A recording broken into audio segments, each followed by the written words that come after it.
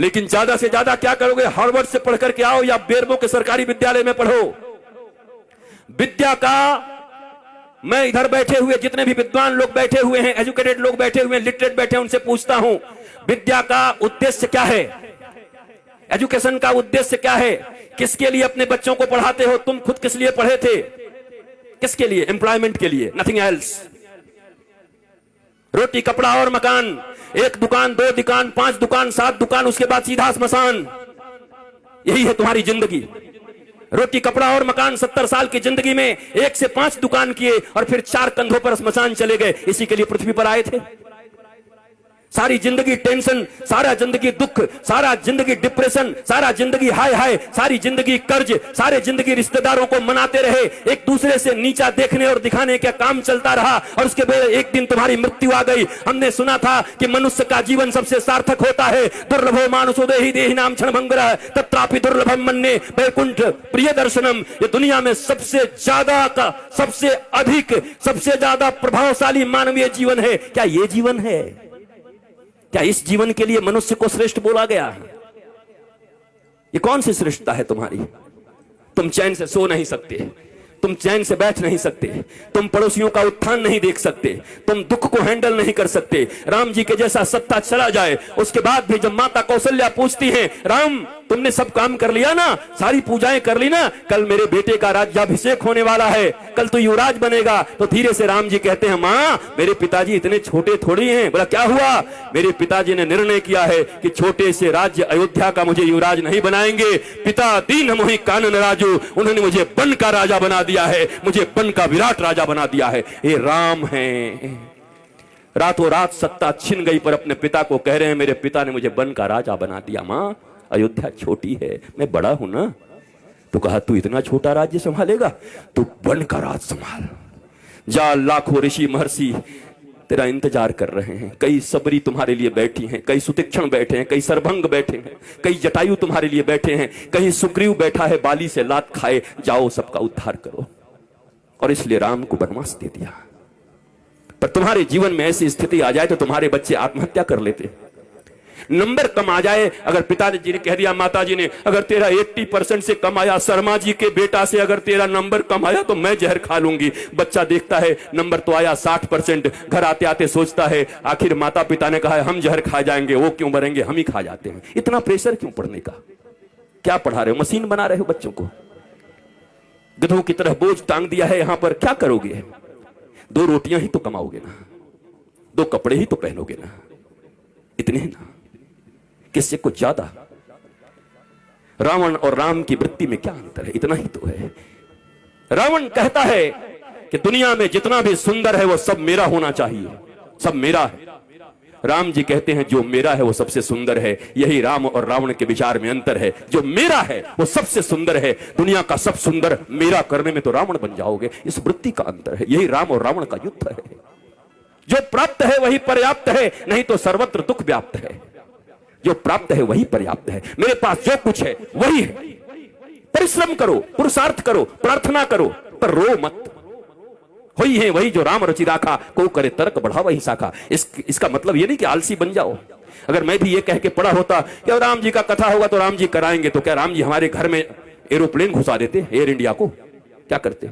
हमें आना पड़ा, हमें निकलना पड़ा वृंदावन से आकर के दिल्ली आना पड़ा। दिल्ली से हमें फ्लाइट लेनी पड़ी, फ्लाइट से आकर के रांची लेना पड़ा। रांची से 2.5-3 घंटे में हम और अन्नू बैठ करके साथ साथ में यहां तक पहुंचे।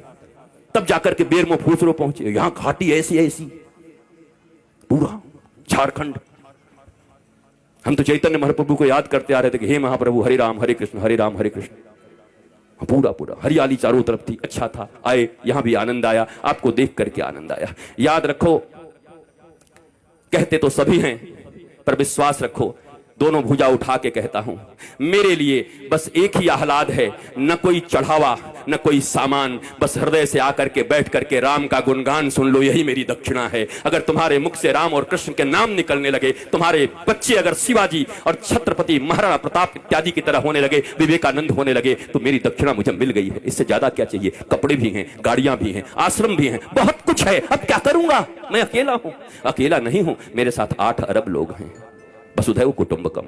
140 करोड़ भारतीयों के साथ साथ 8 अरब लोग। चूंकि सनातन संस्कृति ही एक ऐसी संस्कृति और धर्म है जो पूरी दुनिया को अपना परिवार मानती है। कोई कहता है मैं बड़ा, कोई कहता है मैं बड़ा, कोई कहता है मैं बड़ा, पर एक हमारा धर्म है जो कुछ नहीं कहता। वो कहता है धर्म की जय हो, अधर्म का नाश हो, प्राणियों में सद्भावना हो और विश्व का कल्याण हो। ये हम कहते हैं, सनातन ही धर्म है। बाकी मत हो सकते हैं, जितने भी लोग हैं, 8 अरब लोग हैं, 8 अरब मत हो सकता है, पर धर्म एक था, एक है और एक सदा रहेगा। और उस धर्म का नाम है सनातन धर्म। एकमात्र धर्म इस पृथ्वी पर है जो पूरी दुनिया को अपना परिवार मानता है, अपने परिवार की तरह रखता है और पूजता है। तुम्हें गौरव होना चाहिए।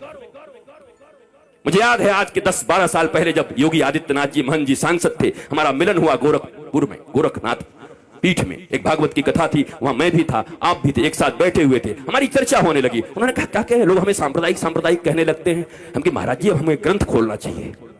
ग्रंथ खोल करके संप्रदाय का परिभाषा क्या है, संप्रदाय किसको कहते हैं।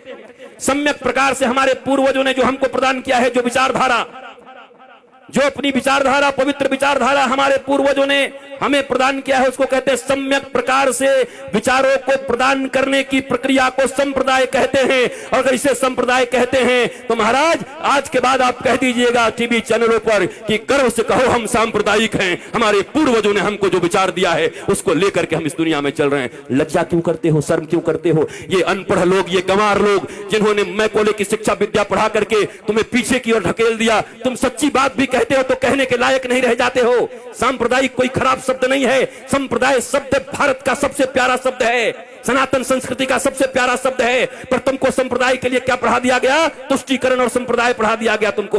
यहां तुष्टीकरण नहीं, यहां 140 करोड़ लोगों के संतुष्टीकरण की बात होती है। यहां 8 अरब विश्व के लोगों की संतुष्टीकरण की बात होती है। यह है सनातन धर्म। तुम्हें गौरव होना चाहिए अपने धर्म के ऊपर, पर तुम बैकडोर में रहते हो, पीछे रहते हो, क्योंकि तुम्हारे पास ज्ञान नहीं है, क्योंकि तुमने हिंदी नहीं पढ़ी, तुम इंग्लिश पढ़ रहे हो। ना हिंदी ना इंग्लिश, ये मिली जुली। मुझे ताज्जुब तब लगता है जब ये भोजपुरी सिनेमा के एक्टर भी जब टीवी पर आते हैं तो एंड आई इफ यू, अरे भोजपुरी में पिक्चर बनाए, भोजपुरी में बोल। ये हिंदी एक्टर जब आते हैं, सिनेमा बनाएंगे हिंदी, बनेंगे कूली, बनेंगे गांव के आदमी, पर जब आएंगे तो एंड आई एंड दिया एंड मेरी जान आँखें, अरे हिंदी बोल भाई। तुमको इन हिंदी वालों ने सुपरस्टार बनाया है, टेटे टेटे इंग्लिश बोलता है बैठ के। पर हमारे देश में अंग्रेजी बोलना मतलब एजुकेटेड होना, ज्ञानी होना। हे भारतीयों, इस गुलामी से कब निकलोगी? इस दुनिया में सबसे रीच लैंग्वेज है तो संस्कृत है, और सबसे पुअर लैंग्वेज है तो इंग्लिश है। संस्कृत के पास 1,74,00,000 से ज्यादा वर्ड्स हैं। करोड़ कह दिया, अरब। इंग्लिश के पास कितने हैं? बेचारा हर साल 2-4-10 बढ़ाते रहता है। हमारी कितनी बढ़िया संस्कृति है। मौसी, चाची, मामी, वहां सब आंटी, पता ही नहीं कौन क्या। Brother and brother in law, बताओ। Sister and sister in law, वो लॉ के अनुसार सिस्टर है और ये कैसी सिस्टर है? ये क्या है? This is language. बोलने दो जो बोलते हैं, तुम भी सीख के रखो, पर गौरव तो अपनी संस्कृत पर करो। संस्कृत में गाली भी दोगे ना तो बड़ा आनंद आएगा। किसी को कह दो ना, आप तो ग्राम सिंह हैं, खुश हो जाए। ग्राम सिंह, ग्राम सिंह का अर्थ कुत्ता होता है, कुकुर। किसी को कह दो आई आई आप तो ग्राम सिंह है, वो भी कहेगा। बाद में कोई कहे हमको ग्राम सिंह कहा, हमारे महाराज संस्कृत में कुकुर होता है। आए कुकुर बोल गया। हमारी गाली भी इतनी प्यारी है हमारी भाषा में, पर हमें मालूम ही नहीं, हम जानते ही नहीं। बदलो अपने संस्कारों को, नहीं तो ये कथाएं तुम्हें और बेहोश कर देंगी कुछ दिन के बाद। और इस बेहोशी में सोमनाथ के मंदिर इतनी बार टूटे। तुम्हें याद है सोमनाथ का मंदिर जब टूट रहा था तो हजारों हजार लोग मारे गए थे। सब विद्वान थे, वेदज्ञ थे, श्रुतज्ञ थे, बड़े बड़े विप्र थे, बहुत मंत्र पढ़ते थे। मंदिर भी टूट गई, वो भी मार दिए गए। कैसे हो गया ये? शास्त्र पढ़ना अलग है और शास्त्र समझना अलग है, रटना अलग है। ये रट्टू तोता बनकर के कथा कहना अलग है, और उपनिषद और अपने गुरु के प्रतिबोध से बैठ करके सिंह की तरह गरजते हुए भारतवासियों और विश्व को समृद्ध और संस्कारवान बनाना भारतीय धर्म गुरुओं का परम लक्ष्य होना चाहिए। भारतीय धर्म गुरु ऐसे होते हैं। हम रट्टू तोता लोग नहीं हैं। हमें कोई सिखा दिया और तोते की तरह हम आकर प्रवचन करने लगे और भाषण करने लगे। वैसे ऐसे लोग हैं। 7 दिनों में लोग कहते हैं, क्या कहूं, इस श्लोक का वर्णन तो अगर मैं करने लगूं तो 7 दिन तक करना पड़ेगा। हमने एक जगह पंडाल में कह दिया, पंडाल का खर्चा हम देंगे, तू करके दिखा। भाग गया, क्योंकि कर ही नहीं सकते 7 दिन तक। पर ये रट लिया है, सिखाया जाता है कैसे बोलिएगा कि अभी समयाभाव के कारण इस श्लोक की चर्चा तो मैं 15 दिन तक कर सकता हूं, लेकिन आइए समयाभाव के कारण आगे बढ़ते हैं। मैंने कहा पंडाल का खर्चा, माइक का खर्चा और आपका भी खर्चा मैं दे रहा हूं, आपको इसी श्लोक पर बोलना है। मैंने सुना, दूसरे दिन सुबह निकल गए कि कहां से इसका विवेचना करूं, कैसे करूं। ये कोई व्यवसाय नहीं है, कोई व्यापार नहीं है। प्यार को व्यापार मत बनाओ। धर्म प्यार है, धर्म प्रीति है। धर्म से डरते नहीं हैं, धर्म प्रेम वर्धित करता है। भक्ति और विभक्ति 2 चीजें होती हैं। भक्त बनने आए हो, विभक्त का अर्थ होता है अलग होना भगवान से, और भक्त का अर्थ होता है जुड़ जाना। इस बाजारवाद की दुनिया में हर जगह बस सामान की तरह हम बिक रहे हैं।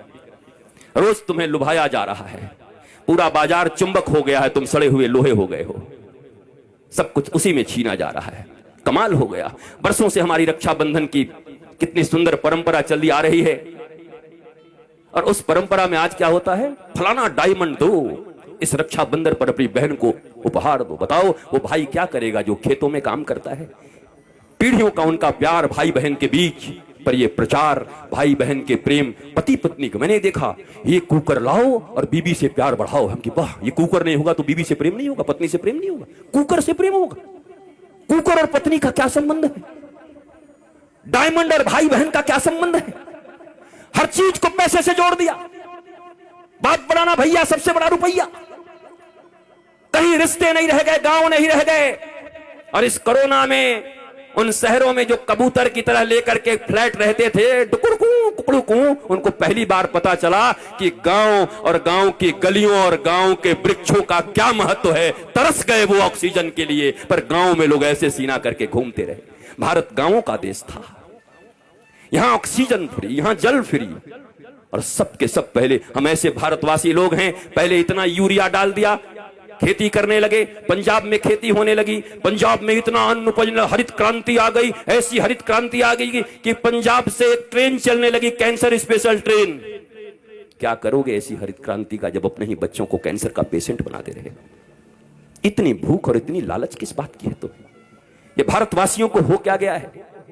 जो भारत विश्व गुरु था, जिस भारत की माताएं प्रहलाद, अलर्क जैसे पुत्रों को जन्म देती थी, ये हो क्या गया है? ये कहां से बुद्धि बिगड़ गई हमारी? ये कहां से आपके बच्चों में आप कंपटीशन भर रहे हैं, सिर्फ प्रतियोगिता भर रहे हैं। इतना छोटा बच्चा होता है, उसको प्रतियोगिता से तुम्हें इतना नंबर लाना पड़ेगा, उससे ज्यादा नंबर लाना पड़ेगा। क्या क्या बना रहे हो उसको? कोई कहता है डॉक्टर बनो, कोई कहता है इंजीनियर बनो, कोई कहता है ये बनो, कोई कहता है व्यवसायी बनो। कोई नहीं कहता बेटा तो कुछ बन न बन, पर श्रवण कुमार की तरह ऐसा बनना कि बूढ़े माता पिता को अगर तीर्थ करने का मन हो तो कंधे पर बिठा के ले चलना। इंसान बन जा, आदमी बन जा, सच्चा बेटा बन जा। वो कोई नहीं बना रहा। उसके बाद रो रहे हैं, उसके बाद निंदा कर रहे हैं गांव में घूम घूम के, हमारा बेटा हमारी बात नहीं सुनता, बहू बात नहीं सुनती, बेटी बात नहीं सुनती। आपने शिक्षा क्या दिया था?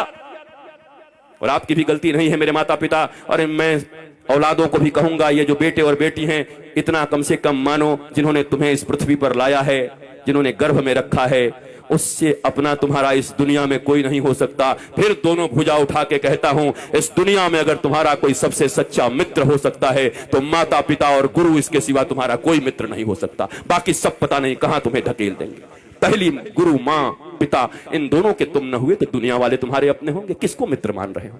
दुनिया में कैसे फ्रेंडशिप है, मेरी वो फास्ट फ्रेंड है, किस लिए? मैं सही करूं या गलत करूं सदा मेरे साथ खड़ा रहता है। अरे तो तुम्हारा वो दुश्मन है। ये तो दुर्योधन और कर्ण की दोस्ती हो गई।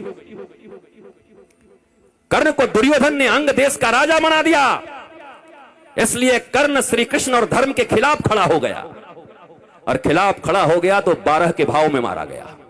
जबकि कर्ण से बड़ा कोई दानवीर नहीं था, कर्ण से बड़ा कोई वीर नहीं था, सूरवीर नहीं था। ऐसा कोई बढ़िया धनुर्धर नहीं था, पर धर्म और भगवान के खिलाफ खड़े हो गए तो तुम्हारी कोई धनुर्धारिता काम नहीं करेगी। धर्मो रक्षति रक्षितः, जो धर्म की रक्षा करता है धर्म उसकी रक्षा करता है। परंतु हमारे मित्र ने हमको पैसा दे दिया तो हम भगवान के खिलाफ भी खड़े हो जाएंगे, यही तो कर्ण ने किया। गांधारी को कहते हैं वो पतिव्रता थी। कैसी पतिव्रता थी वो? पति अंधा था। पतिव्रता का अर्थ होता है अंधे पति को अपनी दोनों आंखों से वो दिखाती, हर चीज बताती, पति की आंख बन जाती, तब पतिव्रता कहता। पति तो पहले से अंधा था, वो भी पट्टी बांध करके दुर्योधन अन्याय पे अन्याय करता रहा, पर धृतराष्ट्र की तरह गांधारी भी आंख बंद करके बैठी थी। वो कैसी पतिव्रता हो सकती हैं? और अगर पतिव्रता थी तो अपने 99 पुत्रों में से एक को क्यों नहीं बचा सकी? अगर इतनी ही पतिव्रता थी तो उनका आशीर्वाद उनके पुत्रों को क्यों नहीं मिला? क्यों मारे गए सबके सब? कुरुक्षेत्र के मैदान में रक्त रंजित होकर के क्यों पड़े रहे सब? क्योंकि धर्म नहीं अपनाया। पतिव्रता ये नहीं होता। अगर पिता नहीं समझ पा रहे हैं तो मां का यह कर्तव्य है कि अपने बच्चों को कुपथ से जाने से रोके। नहीं नहीं नहीं नहीं, इट्स नॉट गुड, मत जाओ इधर, ये ठीक नहीं है, तुम्हें धर्म पथ पर चलना है मेरे बेटे, तुम धर्म पथ पर चलो। पर हम सब बस एक ही चीज सिखा रहे हैं, बढ़िया कमाना